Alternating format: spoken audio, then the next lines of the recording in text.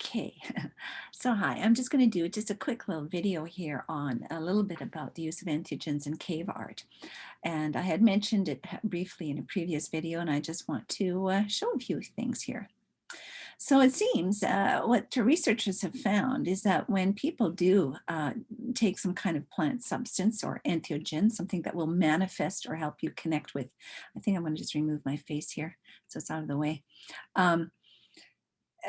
To have a connection with the divine manifest in a sense through the ingestion of some kind of a plant substance, that there's certain stages that people go through. And the first stage is where you envision all these sort of geometric patterns.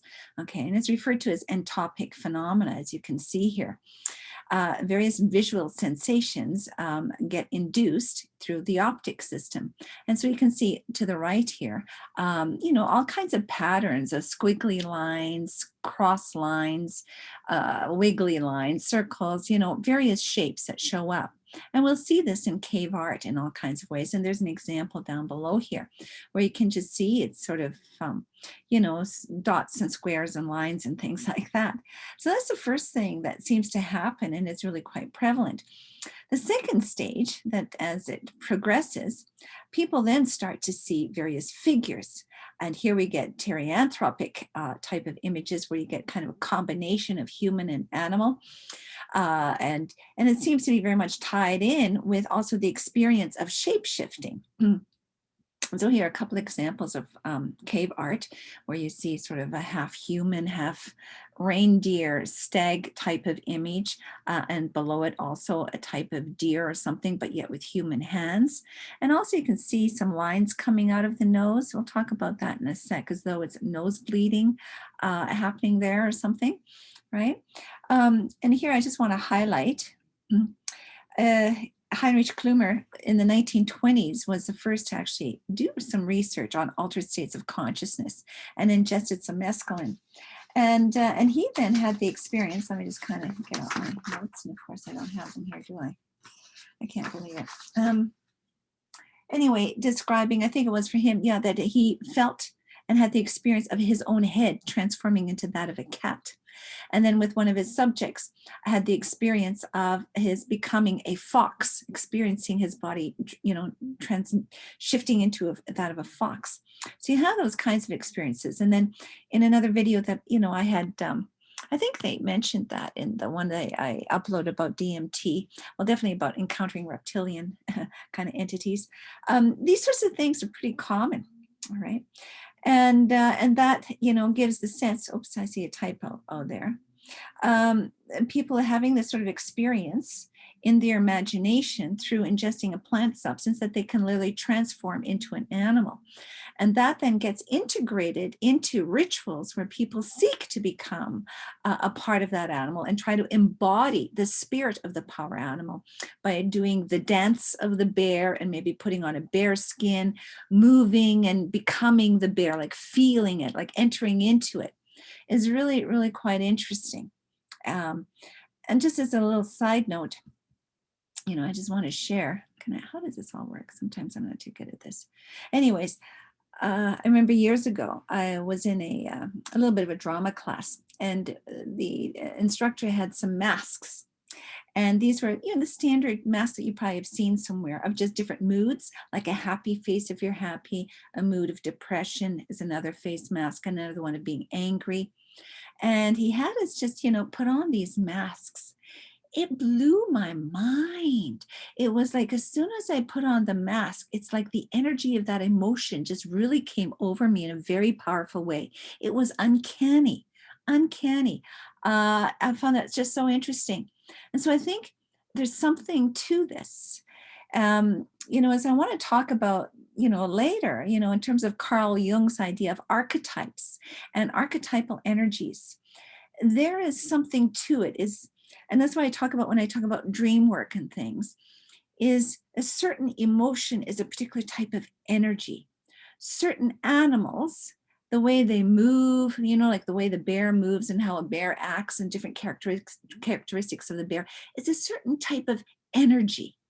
So different animals have kind of energies associated with them that then gets displayed in their behavior patterns, right? And so when you connect with those energies, they're things that you feel and you can embody them and you can almost become those energies. And they have an energetic kind of reality in and of themselves in some way.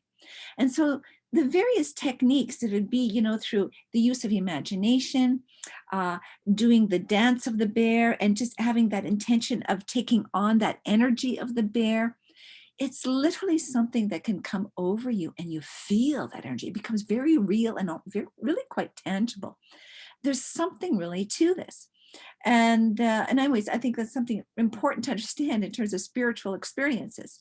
Okay, you're really dealing with energy patterns that then have certain characteristic features, and those features can have are best displayed through a certain type of symbol or image that captures the essence of that energy. And so working with certain symbols, pictures, and doing things through, if it be through dance and through the use of the imagination, you enter into those energies and you work those energies. That is a key thing always in terms of what's going on in a lot of these things. Right. Okay. Anyways, yeah, just want to bring that in at some point somewhere. And so then what happens usually after the stage 2 of seeing these various figures appearing, then there often is a sense of kind of going through a tunnel, a type of vortex. So it makes you think of the near-death experience. Okay. And then from there, boom, you kind of almost enter into another world where there's a full-blown hallucination, all kinds of images taking place, and more detailed aspects of the visionary experience unfolds. Okay. And subjects often then report that the experience is almost like seeing a movie projected on a big screen on a nearby wall. It's like they just see it playing out. And that's maybe why, there's this use of using the wall of the cave to almost paint on it what people are having for visionary experiences, right? They're kind of putting it on the wall. So there's a lot of interesting things here at play. Other elements that seem to happen here in terms of some of these experiences is the erection of the penis, and people referring to a sense of a huge infusion of energy coming into the body, like and it was, and I would think this could parallel what we see in terms of Hinduism, Kundalini yoga, where you're working with energy in the body, just opening up the chakra system and the different energies associated with the chakras, right? And then to raise that serpent power, the Shakti in the body, that energy, right? In the Kundalini type of experiences where you just have a flood rush of energy happening throughout the body. And then also in terms of yogic practice, they talk about raising the energy, working with the energy or the heat in the body through meditation, is referred to as tapas, just knowing how to work that. If you go into China and various Chinese Taoist practices, and comes into Chinese medicine and practices like Qigong and whatnot, where you're working with energy within the body and learning how to draw in that energy from the universe around you, that Qi energy, to bring that within to your being, and then to cultivate it, direct it, nurture it. All right, that was the way to become the immortal you and attain physical immortality. So there's a lot of interesting things that go on here, but just again, trying to make some connections and parallels across culture here. Okay. Or the shamans will describe experiences of the body being pierced with arrows, like just a piercing pain shooting out in different places. And so you're pierced with arrows, or being stung by bees, or your flesh is being torn off. And what's very common, always described throughout shamanic experiences, is that of death and dismemberment. All right, that's very common. Let me just now, how can I do this here? Okay, I know what I'm going to do. I'm going to just show you some pictures illustrating some of these things here in a sec. And then also what's very common is, just dancing, going into like a type of trance dance, with drums going quite rhythmically and dancing nonstop for even days on end. And you're just dripping with sweat and you actually get dehydrated. Sometimes people collapse, but that's how to kind of induce a bit of a trance experience. And you get nosebleeds when you dehydrate. So a lot of the even cave art will have these kinds of images that I'll show you in a sec. And then what we find in terms of the cave art of the San Bushman, so again, another typo, South Africa, is a particular body posture or they're bent over with an arm back, and they describe it because, again, they're still, an active tribe today. So we find out from their artwork, which is similar to prehistoric artwork, and because they're still a living tribe practicing these things, there are those who are able to find out what some of these things mean to them. They describe that this is how they bring power back into their body. That is also a type of posture of prayer, right? And bringing in power into the body. And let me just now stop share for a sec, because I don't think, yeah, that's it. These are all these slides that I have on this point. And yeah, and so I want to show you, for example, hopefully this works. Okay, some pictures, and hopefully it's clear enough. It looks really fuzzy here to me. But there's just a very classic kind of cave art picture here of a person who's kind of half human, half bird. He's kind of got the beak of a bird, only 4 digits instead of 5, but also an erect penis. Okay, and it seems to indicate that he's in the process of becoming a bird. Here's also just an example of some cave art of, that sense of arrows being pierced into the body. All right. And then below, a bit of like dismemberment of the body, literally cut in half and being dismembered. Okay, just to give you a bit of an idea. And oops, can I see that? Okay, I'm trying to see what you're seeing here. And these are some pictures here. You can see the nosebleed. Oh yeah, and that one, that was the colored painting in the middle there.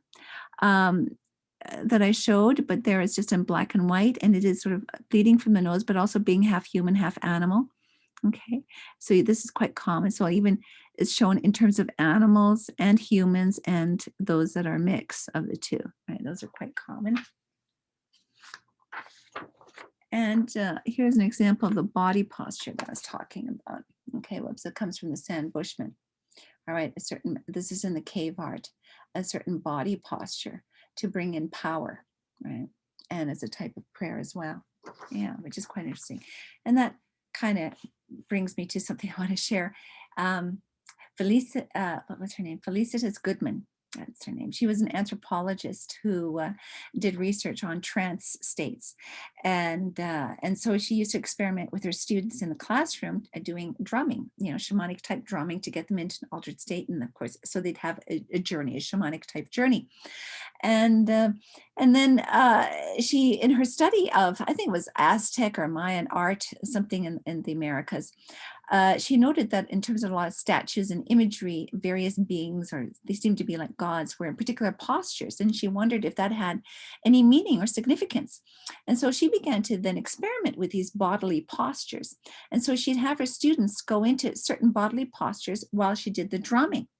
And she did indeed find a pattern unfold, that certain types of bodily postures played a role in initiating a certain type of shamanic experience, right?